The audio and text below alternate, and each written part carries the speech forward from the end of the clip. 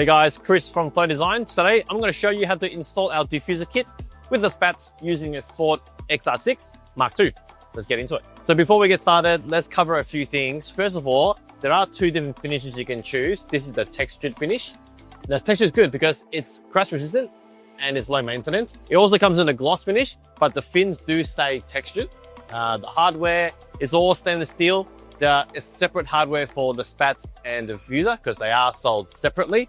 And there are accessories you can add on. I'll talk a bit about that later. For the installation, it's quite easy. Just need a few simple tools. A drill bit, I like to use an 8mm. You're going to need a 4mm Allen bit or Allen key, both is okay, and a 10mm spanner of your choice. So let's install the diffuser first. Now there's a bit of setup and a little bit of explanation. First thing, you want to put in your spacers. So in the diffuser kit, there's these little round blocks. There's 3 positions that it goes in. You want to be able to push them in, push hard. Now, if you need to, you might need a little bit of encouragement. You can just tap them in. I've already done them, so we can skip that part. The next thing is the diffuser fins. Now, I'll talk about that in detail because a lot of people stuff this up. Now, this part is very important. We are going to slot the fins into position, but every fin is different and they're all labeled. So you can see here, I hope you can see that L6, that's an L6 fin. So that goes in there, 5, 4, 3, 2, 1, and it's R, 1, 2, 3, 4. So what we're going to do is lay everything out so we can put it into position, because once they're in, you won't be able to get them out. So what I've done is I've separated the 2 piles. I've got L, 1, 2, 3, 4, 5, 6, and I've got R, 1, 2, 3, 4. There's no 5 and 6 because there's an exhaust that goes there. So you got 2 less fins. So what we're going to do is just do one by one and check out as I go. L1 goes into L1. You need to slot it in like that. Push it all the way to the back. You get a bit of a click and just double check that the notches fall inside the hole on top and bottom. Okay, now these are the notches I'm talking about. There's 2 on the fin, 1 lower, 1 upper. And on the diffuser, there's 2 holes to accept them. So you just want to check as you go along to make sure they fall into place.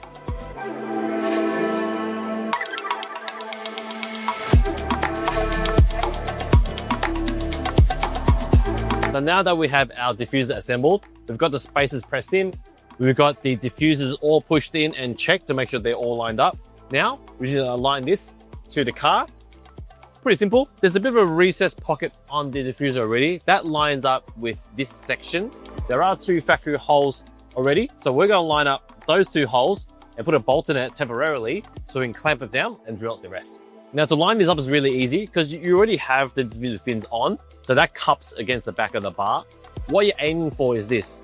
The back of that section there lines up with a factory lip on the back of this bumper here. And that's a factory hole. So just line everything up with the 2 holes and then put the bolt in. There is a little clip in here, which is this one here. So you want to take those out and replace it with a nut and bolt. To make my job easier, I'm just going to clamp this down temporarily on each end with these clamps that I have here. I've got everything clamped up temporarily. I just need to move it over so I can put my bolt in.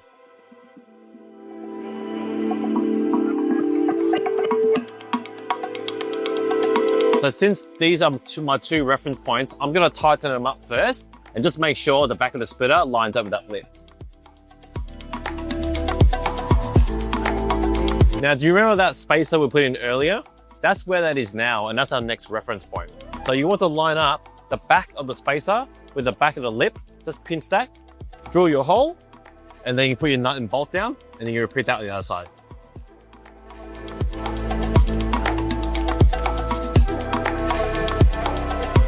The last mounting hole is this one here. Now you got to drill it out, put your nut and bolts in. Now if you've got some wiring there, you can unclip these and slide these out away.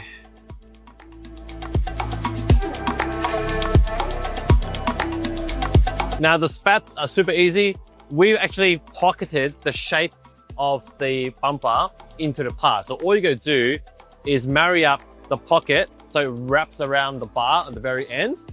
And then the back line will line it with the back of the bar. Come closer and I'll show you. You see how that's been machined down? That just butts up against there like that. And then the back of the line will marry up with the bar perfectly. Grab your clamps, clamp it down, drill the holes, nut and bolt, and you're done. Just gonna grab the 8mm and pop the holes through. Now I've already done that, so all I've got to do now is put the bolt in. I almost forgot. If you're installing winglets as well, now these share the same holes as the spats. So if you got winglets, bolt them all together using the hardware that came with your spats.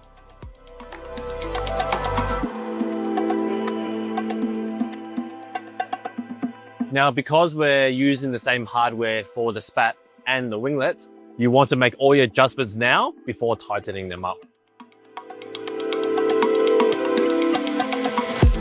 And that's how you install our rear diffuser and spat kit.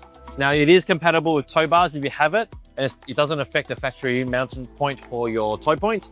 And it does come in 2 finishes, gloss and texture, but just remember the fins do stay as a textured finish. Not the whole thing is gloss. Other than that, I hope you found this video useful, and thanks for watching.